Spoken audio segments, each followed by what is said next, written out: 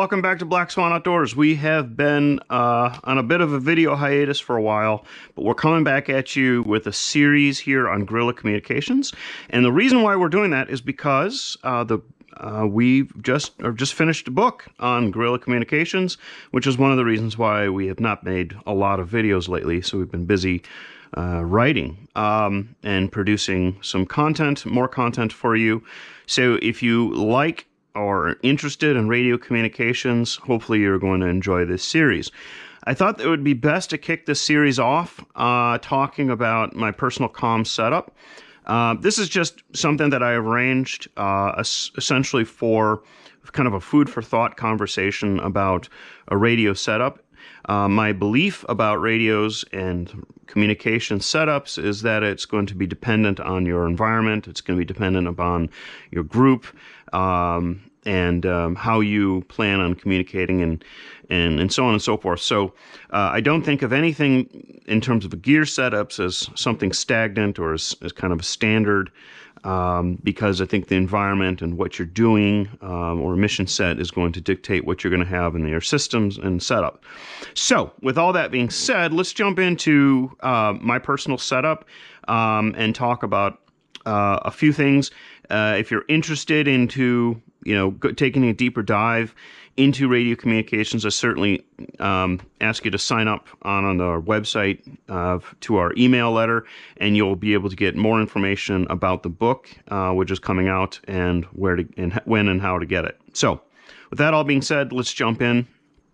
One of the things we talk about in the book about guerrilla communications, and I'm talking about contemporary guerrilla communications, is this place where civilians are being subjected to conflict in different ways that has not happened in history.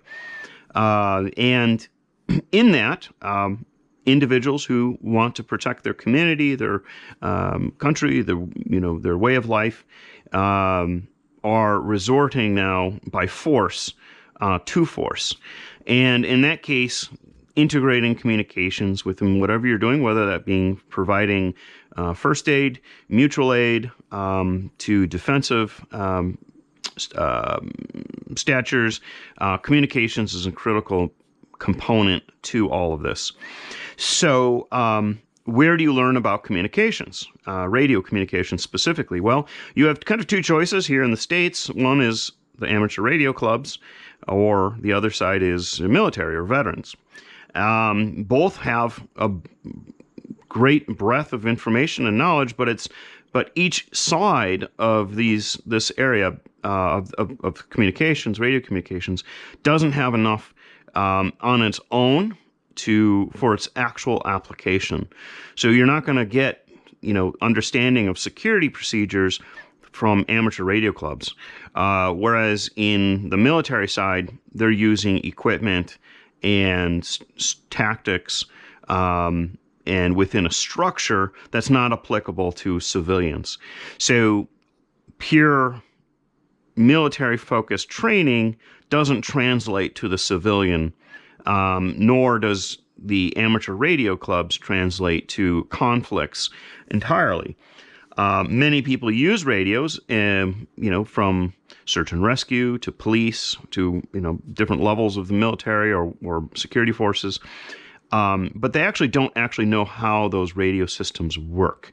So they just know that they have a radio. They know, the radios have been programmed for them. They just know kind of push to talk, and they know the tactical aspect of the radio. For the guerrilla, what we need to understand is the full radio. We need to understand for the full application of the radio. And in doing so, the book kind of goes into more detail about this. So when people ask questions about what radio should I buy? Well, it all depends. And that's not a very good answer.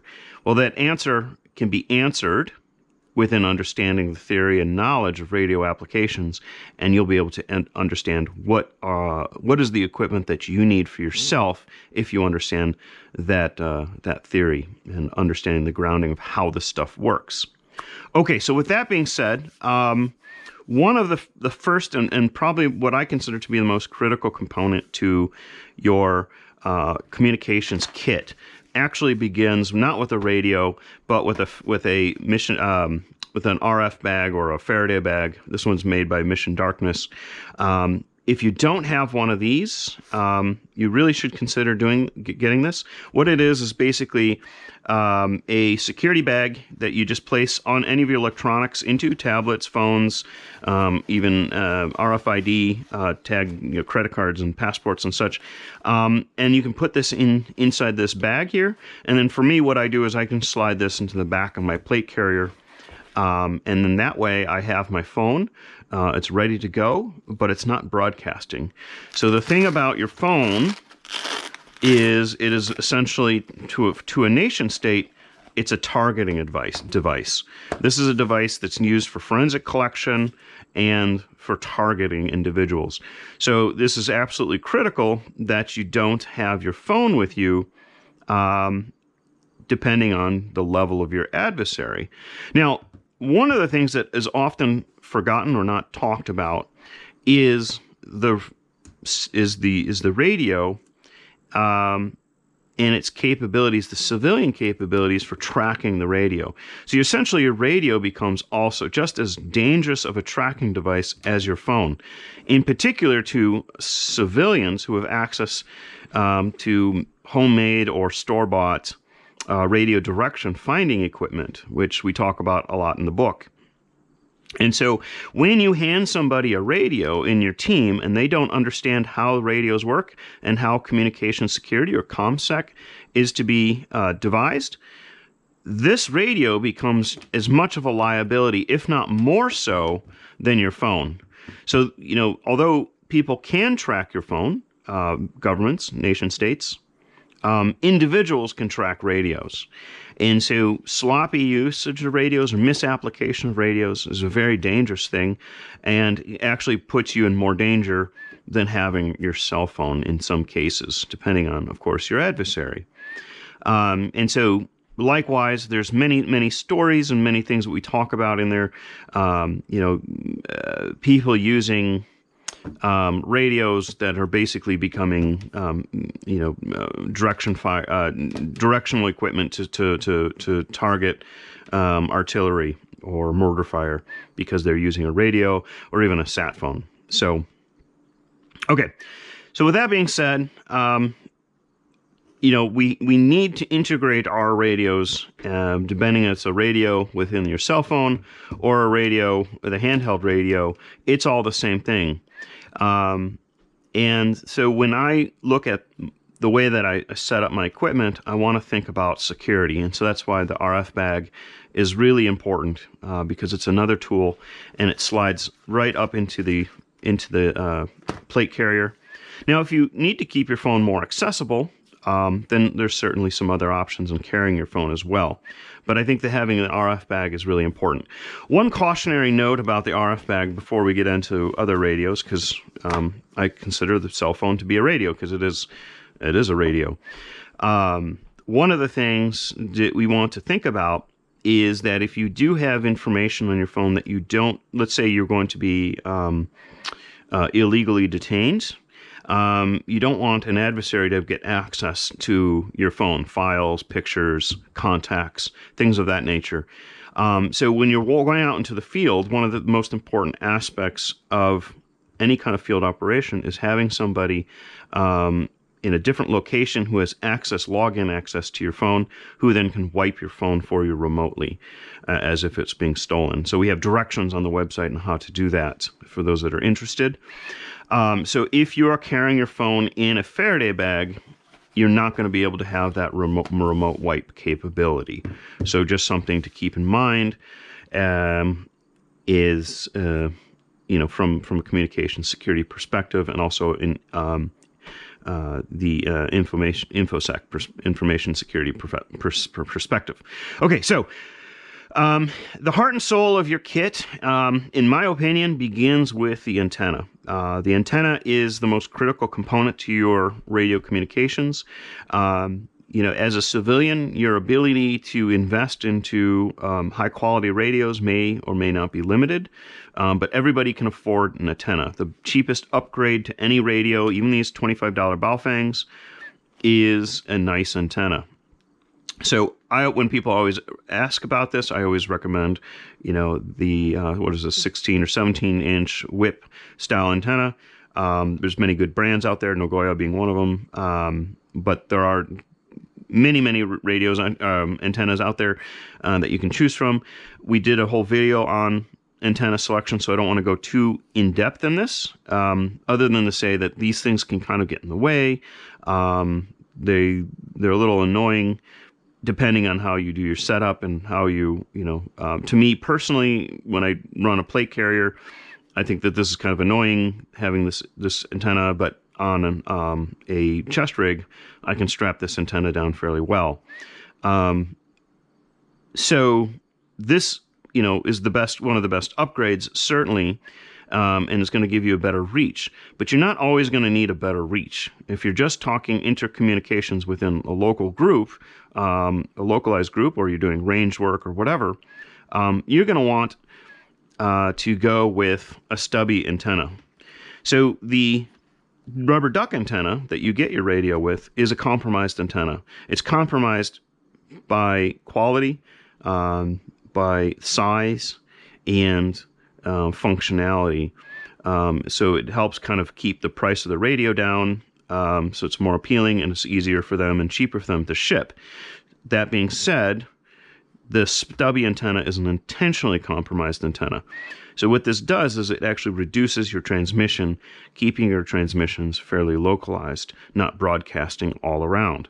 So you want to think about your antenna and antenna integration and what you want to do with your antenna. I often see pictures on social media of people with the blade style whip antennas, which is very common within the military. And those are fantastic because it gives you the ability to keep it folded down, which keeps you low visibility, keeps your comms fairly close by.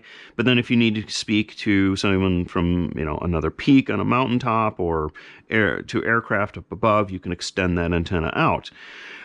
In a city environment, there's absolutely no application for this. And what we have to consider is that in most modern conflicts, they're going to be in and around a city. And so you're going to have limited capacity with that type of antenna. It's obstructive. It has high visibility.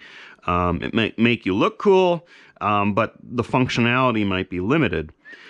So to get around some of that lack of functionality, William from Cattails Antennas designed a wire-based antenna which can be woven into your plate carrier or chest rig, so that when you're getting in and out of a vehicle, going in and out of rooms, that your antenna is not getting in the way.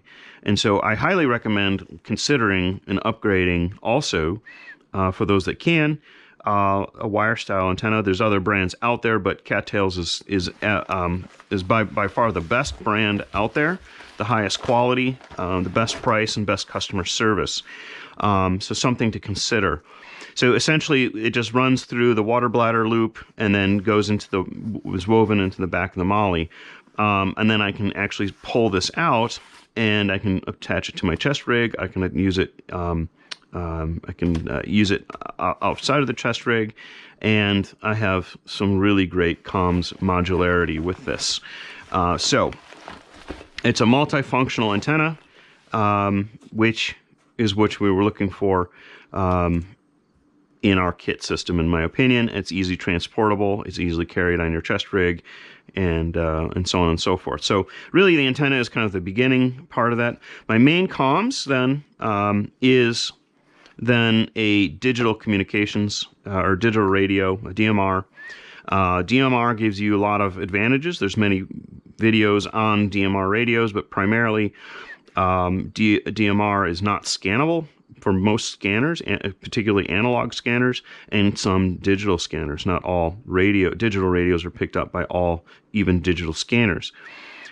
This radio gives me the ability to encrypt my communications as well, which is a huge advantage. It's got built-in GPS, APRS texting, and many, many different advantages. There's lots of good radios out there.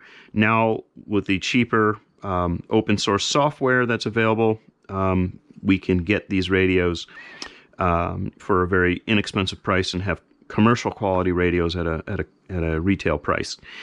So again, you want to do some research on what's best for you and what's best for your group for intercommunications.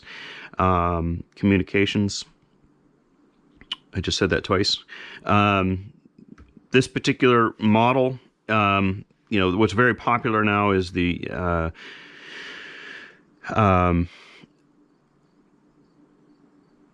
Anytone 878. Sorry, I had a brain fart there. This is essentially the same radio, except for it's a radio oddity. It only does UHF. Now, UHF is the primary frequency that's going to work best in an urban environment. A lot of people like to default to VHF, and VHF is a default because many times people are using VHF in open country or woods or where there's less obstructions. But when you're getting into an area where there's lots of obstruction, then you're going to definitely want to go to UHF. So I'm not too worried that this isn't a dual band radio, although having it dual band would give me some more capability.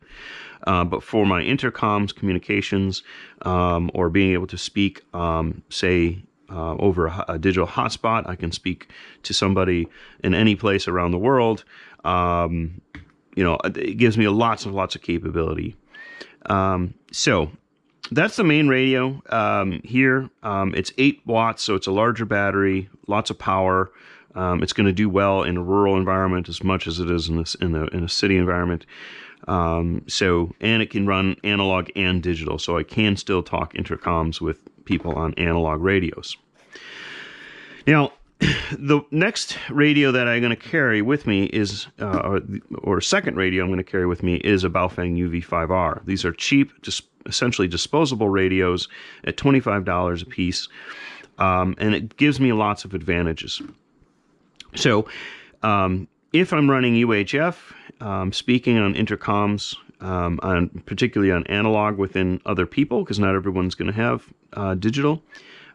This gives me a backup radio, essentially. Instead of carrying a separate battery, which is something you might want to consider. For the size and weight, this is less than a battery of this radio, so it gives me a backup radio. A backup radio also gives me the capability to hand this radio off to be able to communicate with other people that might not have a radio. So if I needed to hand a radio off, I have the capability to do that. Having a second radio also gives me the ability to connect to APRS, so I can send digital packets. I can also have this can act as a beacon if someone wants to follow my movements or my location. If I want that to happen, I can do that easily with this radio without having to rely on cell phone.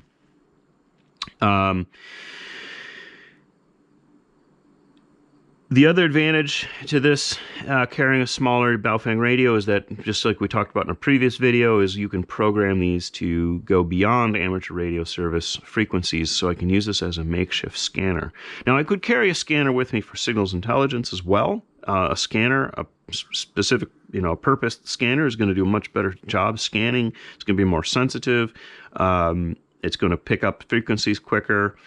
However, this is a $30 radio versus a $600 scanner for digital, or $100 for an analog. And I can use this for the frequencies that are most likely wanting to listen to, which are the MERS, Marine, UHF, VHF, and other amateur radio and FRS and GMRS frequencies, because I want to be getting signals intelligence on individuals talking on those FM bands. So, yes, so I think that there's a lot of functionality.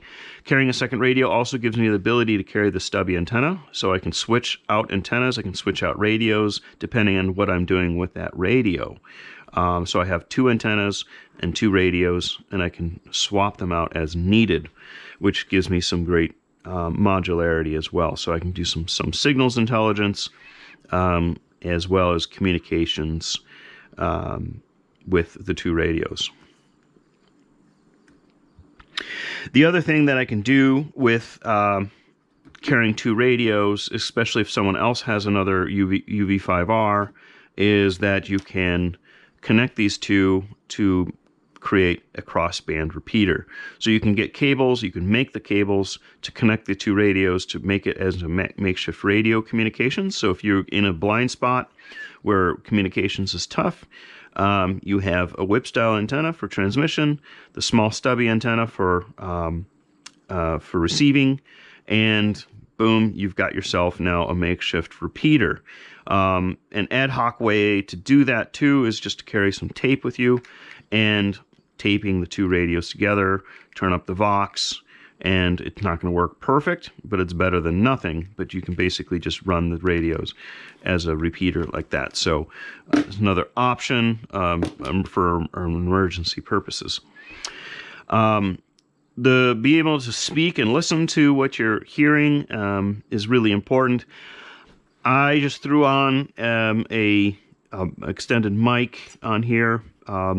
I've used to do it the pigtail. I'm used to running pigtail when I back in my old career. We used pigtail with the radio on your belt, and it's covert. It's comfortable. It works really well.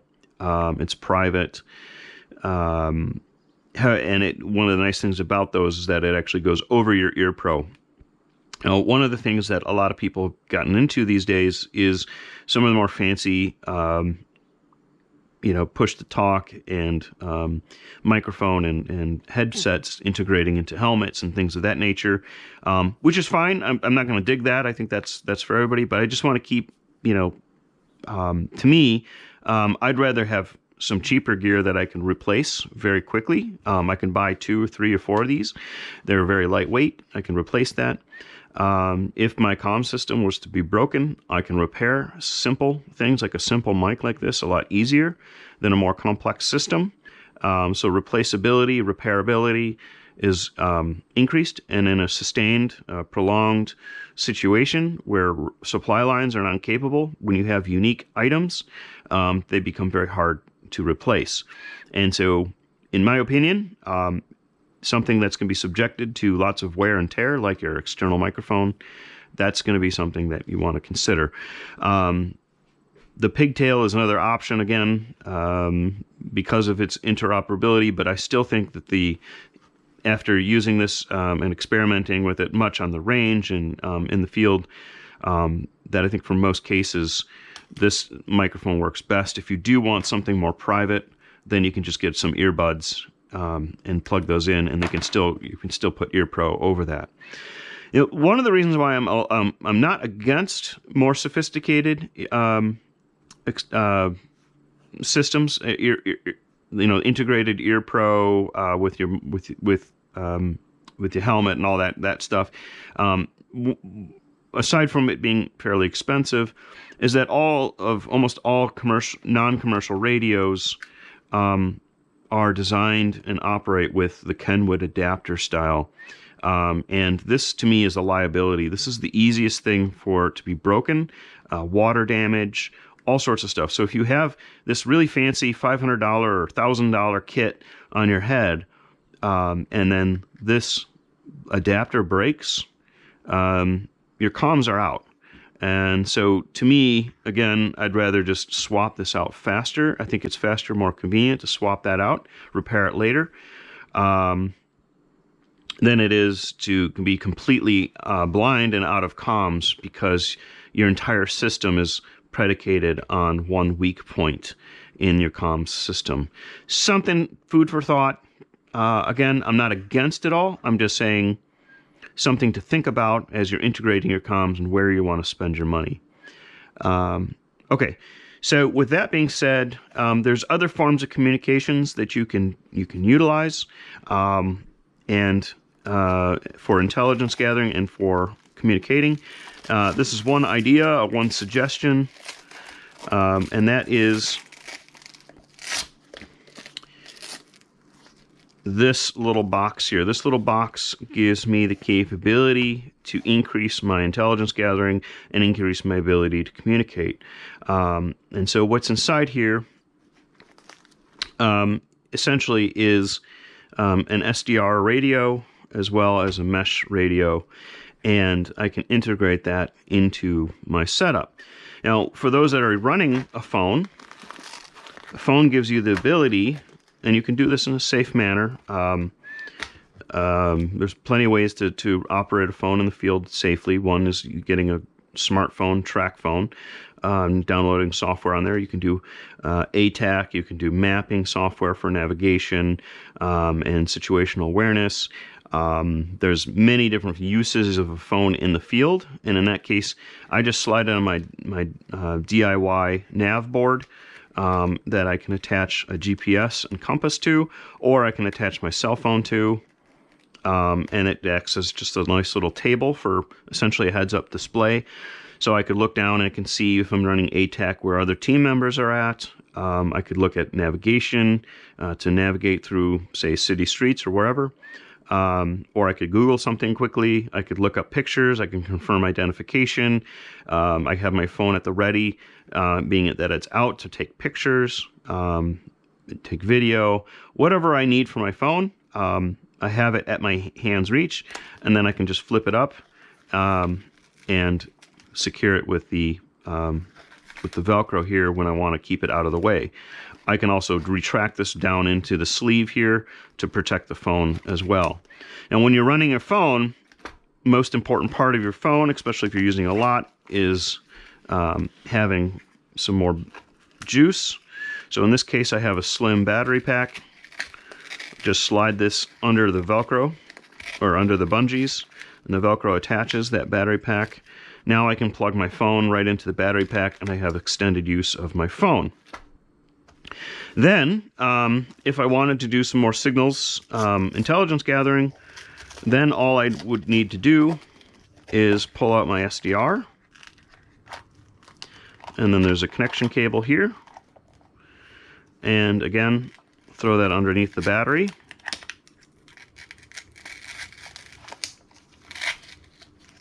And plug it right into your phone. Now I have the capability of getting a wider breadth of signals. I can have a visual representation of the signals. So even if I'm scanning for, say, an adversary on my Baofeng, I'm going to be able to detect that signal quicker and see it with the heads up or with on the screen than I will maybe be able to hear it. So again, gives you a little bit more capability and functionality, and then I just attach either the cattail antenna to this, or I could have its own antenna. I have just a stubby in here for demonstration purposes because it fits into the kit and gives me another stubby antenna to hand out if I wanted to hand a radio out for intercoms as well. Okay, so the next component to this system then is to be able to send encrypted text messages, which you can do through mesh technology. And so this little box here also has a little Heltac mesh board. It's programmed and it runs with Meshtastic software on my computer. And so I can take this little board, plug it in to my computer, and it acts just as a little radio.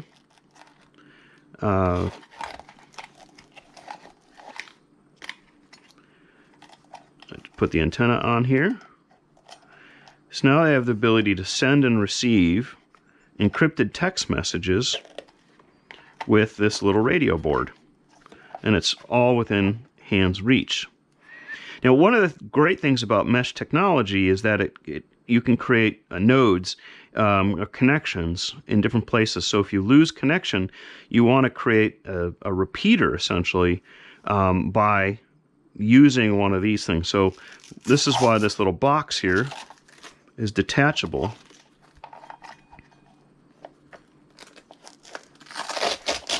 So I just take it right off the Velcro, and then I can use my battery pack, slap this right onto the box, plug this in, and now I have the ability to, lost a strap. I have another strap that goes around this. Now I have the ability to set this box somewhere in a place. So let's say if I had to go into a shadow zone where I wasn't getting any radio communications, I could leave this outside of that area. I could put this on a building. It has magnets, so I could put it on top of a car, and now create a mesh network of communication devices of these mesh things, so we can all communicate even in places where the communications is not possible. So you want to make sure that you have the capability to do that if you're running mesh, because that's one of the great advantages of it. Aside from just posting somebody in a place, you can do that. Now, one of the things too about this box is that it's semi-clear, which if I put the device right up to the plastic, you can be able to read the text messages that are coming through. So even if you didn't have a phone device, you could still access the information, which is a good and a bad thing. So if your adversary finds this, they can read all of your messages that you're sending through text, or if they're in the clear. Otherwise, yeah, so you just want to keep that in mind. So again, I can put this on a car, I can put this on a building, I can put this on a sign. It's small and out of the way. So with this, we have intelligence gathering, we have intercoms, we have the ability to speak with other groups through other communications devices. So intra and intra-comms with 2 different radios, multiple uses for scanning and intelligence gathering with your radios and your SDR, antenna application. There's a lot of information in this book, so if you want to go into a deeper dive, please join me or consider picking up the book, Guerilla Communications, and we go into all of this stuff so that you have a better understanding of how to use your radio in the field. So with that, I welcome you to join me in the next video in this Guerilla Communications series. Thanks.